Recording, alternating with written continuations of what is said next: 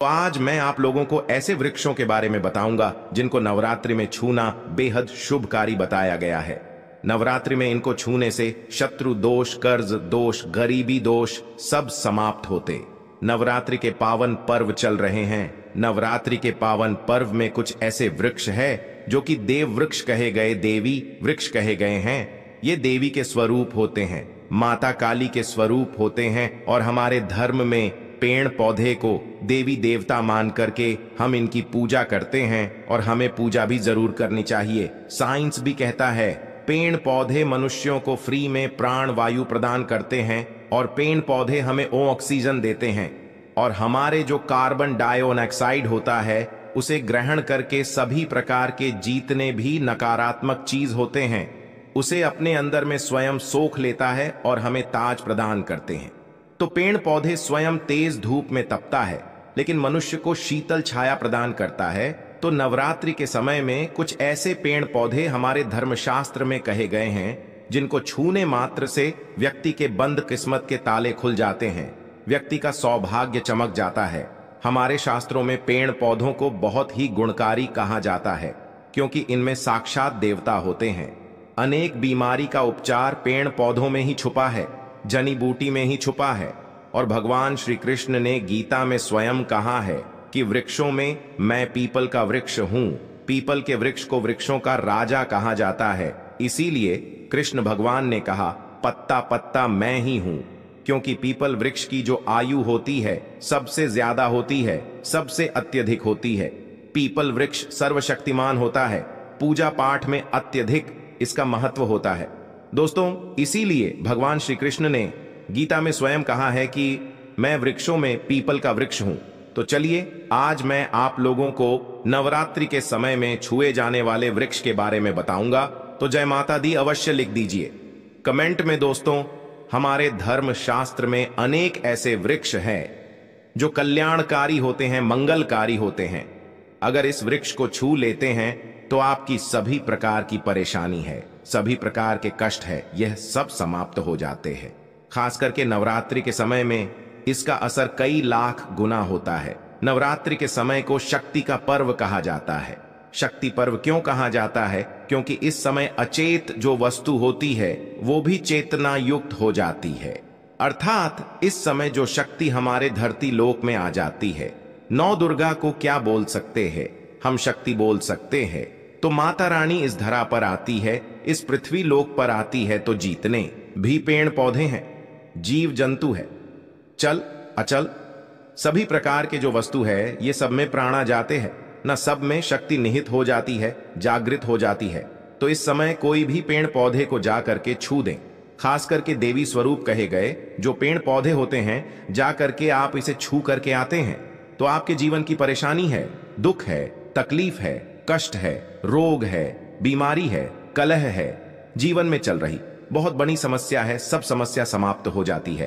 काल सर्प दोष, मंगल दोष, शनि दोष, राहु दोष तत्काल अपना असर दिखाती है और सब दोष खत्म हो जाते हैं।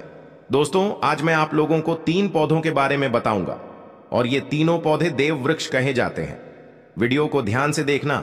अगर आज की वीडियो मिस कर दी तो फिर सारी जिंदगी आपको पछताना पड़ेगा, क्योंकि नवरात्रि ही एक ऐसा पर्व होता है, एक ऐसा समय होता है केवल 9 दिनों के भीतर। मैं आपको लंबी पूजा पाठ करने की जरूरत नहीं। पति केवल 9 दिनों के भीतर में ही आप अपनी समस्या को, आप अपनी गरीबी को स्वयं अपनी आंखों से समाप्त होते हुए देख सकते हैं। मैं जिस वृक्ष के बारे में बता रहा हूं, यह सारे वृक्ष आपको अपने घरों के आसपास में बहुत ही आसानी से मिल जाएंगे। दोस्तों, वीडियो में आगे बढ़ने से पहले, जानकारी बताने से पहले, अभी तक कमेंट बॉक्स में जय माता दी नहीं लिखे हैं तो जय माता दी जरूर लिखना। जब आप हमारे कमेंट बॉक्स में जय माता दी लिखते हैं तो हमें काफी हर्ष होता है, काफी उल्लास होता है। आप हमारी वीडियो को लाइक करते हैं तो हमारा मनोबल बढ़ता है और आप सभी लोगों के लिए इस प्रकार ज्ञान भरी जो अच्छी अच्छी जानकारी होती है आप सभी लोगों के लिए ले करके आते हैं।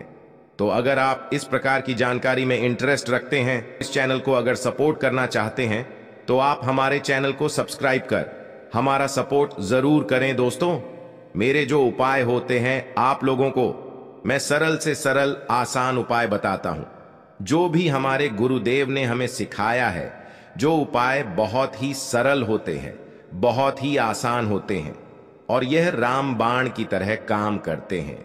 जिस प्रकार प्रभु राम के जो बाण होते हैं छुंग होते हैं, उसी प्रकार मेरे वीडियो में बताए गए जो उपाय होते हैं अचूक होते हैं, कभी भी प्रभाव ही नहीं होते हैं।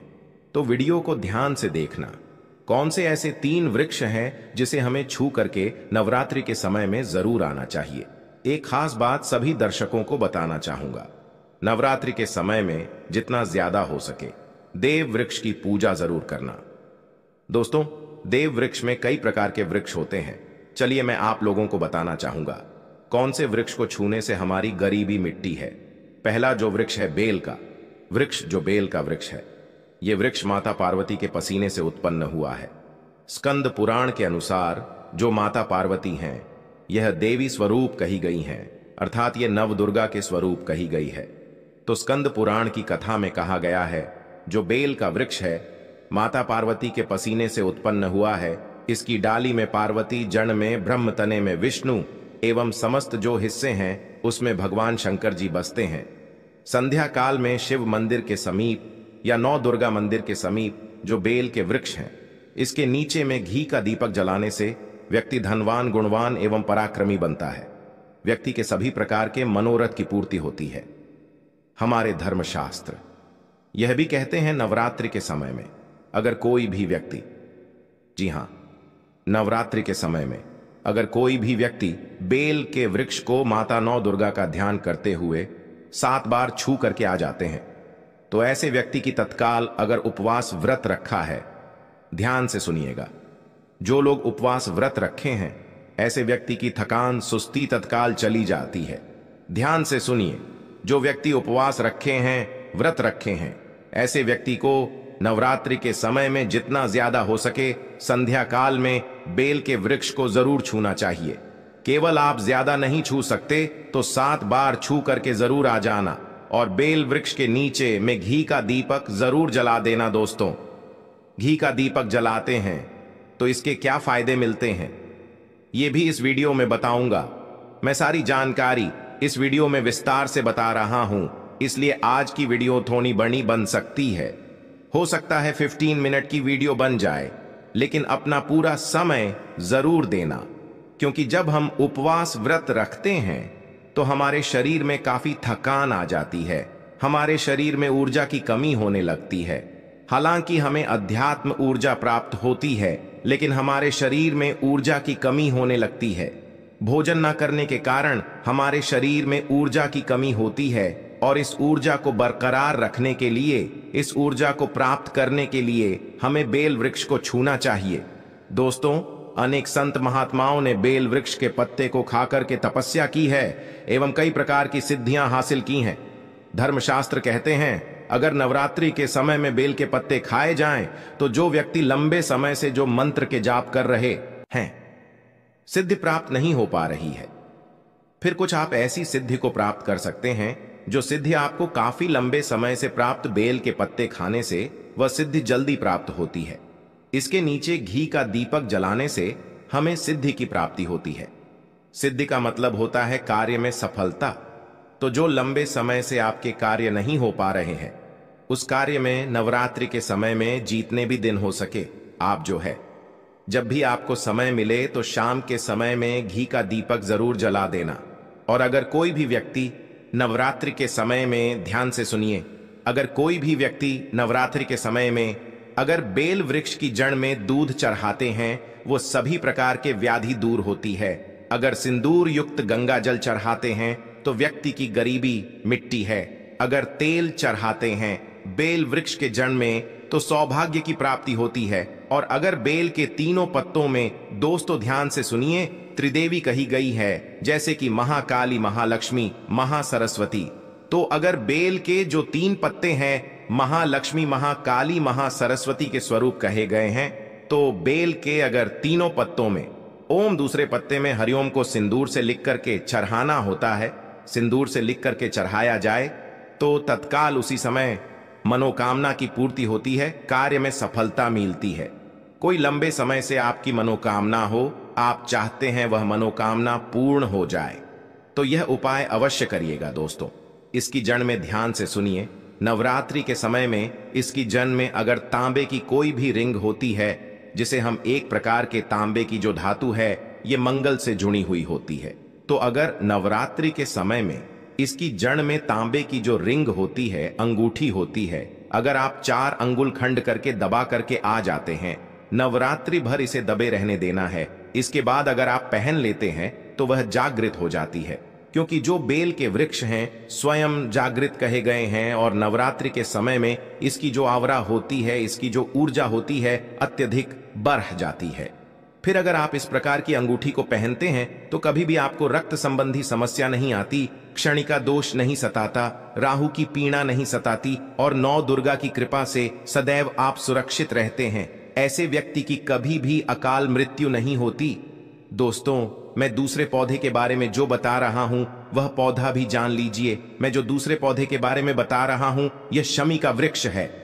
शमी के वृक्ष को जगदम्बा के स्वरूप कहा गया है।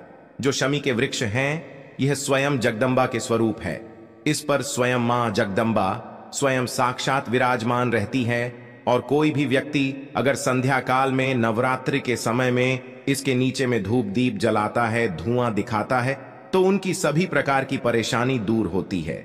धर्मशास्त्र कहते हैं अगर कोई भी व्यक्ति नवरात्रि के पूरे समय में हो सके, अगर आप एक दिन भी करना चाहते हैं तो आप ये उपाय एक दिन भी कर सकते हैं, पंचमी या सप्तमी के दिन कर सकते हैं। तो हमारे धर्मशास्त्र में कहा गया है अगर नवरात्रि के समय में लाल चूनी अगर कोई भी व्यक्ति मनोकामना बोलते हुए शमी के वृक्ष में बांधे तो वह मनोकामना की पूर्ति होती है। लाल चूनी अगर कोई भी महिला जाकर के बांधती हैं तो उन्हें सौभाग्य की प्राप्ति होती है, उसके पति की कभी भी अकाल मृत्यु नहीं होती। इसकी जड़ में सिंदूर डालने से व्यक्ति को आरोग्य की प्राप्ति होती है। जो लोग लंबे समय से बीमार पड़े हैं, ऐसे व्यक्ति के जो घर में रहने वाले सदस्य हैं, तो वह लोग जो बीमार पड़े हैं उनके शरीर से 7 बार सिंदूर को उतारा करके शमी की जड़ में डाल सकते हैं, तो उनके रोग जल्दी ठीक हो जाएंगे। जो लोग लंबे समय से बीमार पड़े हैं या फिर आप बीमारी से बचना चाहते हैं, निरोग रहना चाहते हैं, तो इसकी जड़ में सिंदूर जरूर डाल देना। मनोकामना पूर्ति करने के लिए मैं एक मंत्र बता रहा हूं। इस मंत्र को बोलते हुए शमी के वृक्ष को छूना है। इस मंत्र को बोलते हुए शमी के वृक्ष को छूना है। आप तत्काल नवरात्र के समय में इसका रिजल्ट देखना। जैसे ही नवरात्र समाप्त होगा, आपकी जो मनोकामना है उसकी पूर्ति हो जाएगी। आपकी जो दरिद्रता है वह दरिद्रता समाप्त हो जाएगी। तो मंत्र कौन सा है? तो आपको बोलना है मम्मन और थे पूरे मम दरिद्र नाश। ये मंत्र आपको बोलना है। ये मंत्र बोलते शमी के वृक्ष को छूना है। सभी प्रकार के आपके मनोरथ की पूर्ति होगी। आपकी जो दरिद्रता है, दरिद्रता समाप्त हो जाएगी। 2 मंत्र हो जाएंगी या आपको छूते हुए बोलना है। आप चाहते हो तो नवरात्रि के समय में मौली धागे भी शमी के वृक्ष पर बांध सकते हो। अधिकतर लोग मौली धागे बांधते हैं। मौली धागे बांधने से माता रानी आपसे बन जाती है। दोस्तों, कहने का मतलब है कि माता रानी आजीवन आपका साथ देती है, आपके हर कदम में मार्गदर्शन करती है। इसकी जड़ की मिट्टी ला करके ध्यान से सुनिए। नवरात्रि के समय में अगर आप जो है 9 दुर्गा के उपवास नहीं कर पा रहे हैं, व्रत नहीं कर पा रहे हैं किसी कारणवश, तो केवल इसकी जड़ की मिट्टी ला करके नवरात्रि के समय में स्नान करने से व्यक्ति का भाग्य उदय हो जाता है, व्यक्ति का भाग्य चमक जाता है, व्यक्ति की जो फूटी किस्मत होती है वह भी चमक जाती है। आप में से अधिकतर लोग बोलते हैं ना कि हमसे लक्ष्मी नाराज हो चुकी है, लक्ष्मी हमारे घर में आना ही बंद कर चुकी है। तो आप चाहते हैं कि लक्ष्मी की कृपा प्राप्त हो जाए, तो नित्य नवरात्रि के समय में इसकी मिट्टी को ला करके नवरात्रि के समय में स्नान करना शुरू कर दीजिए। नहाने वाले पानी में डाल करके स्नान करना शुरू कर दीजिए। आपके शरीर से दोष दूर हो जाएंगे। आपके शरीर से किसी भी प्रकार की पीड़ा है, सकारात्मक शक्ति आपके शरीर में प्रवेश कर गई है, वह भी समाप्त हो जाएगी। दोस्तों, तीसरे क्रम में मैं जिस वृक्ष के बारे में बता रहा हूं, मित्रों, इस वृक्ष को देव वृक्ष भी कहा जाता है। जो तीसरा वृक्ष है वह है पारिजात का वृक्ष। पारिजात का वृक्ष समुद्र मंथन से उत्पन्न हुआ था और यह देवराज इंद्र के नंदन वन में स्थापित किया गया था। पारिजात वृक्ष भगवान कृष्ण ने मानव जन कल्याण के लिए धरती लोक पर लाए थे। जो पारिजात का वृक्ष है इसे भी लक्ष्मी का स्वरूप कहा गया है, क्योंकि माता लक्ष्मी भी समुद्र से उत्पन्न हुई है और परजात के वृक्ष भी समुद्र से उत्पन्न हुआ, इस नाते ये माता लक्ष्मी की बहन कही जाती है। तो ऐसा माना जाता है कि कोई भी मनुष्य, उनके शरीर में कितनी भी ज्यादा थकान हो, कितनी भी पीड़ा हो, जैसे कि नवरात्रि के अगर आप व्रत रख रहे हैं, व्रत के दौरान अगर आपके शरीर में थकान है, पीड़ा है, तो पारिजात के वृक्ष को शाम के समय में छू करके जरूर आ जाना। आप चाहते हो तो नवरात्रि के किसी भी टाइम में आपको टाइम मिले, उस समय में जा करके इसके वृक्ष को छू सकते हैं। इसके वृक्ष को छूते ही तत्काल शरीर से पीड़ा है, जो थकान है, सुस्ती है, कमजोरी है, वह समाप्त हो जाती है। इस वृक्ष के नीचे में अगर नवरात्रि के समय में घी का दीपक जलाया जाए, चुटकी भर सिंदूर अगर इसकी जड़ में डाला जाए, तो सभी प्रकार की मनोकामना की पूर्ति होती है। लेकिन आपको प्रार्थना जरूर करनी है कि हे पारिजात वृक्ष, आप देवी स्वरूप कहे जाती हैं, आप हमारी सभी प्रकार की पीड़ा को दूर करे। ग्रह दोष है, पितृ दोष है, लक्ष्मी दोष है, इसे आप समाप्त करें। लक्ष्मी स्वयं आपकी बहन है। माता लक्ष्मी का हमारे जीवन में प्रवेश कर जाएं, इस प्रकार का आप हमें आशीर्वाद प्रदान करें।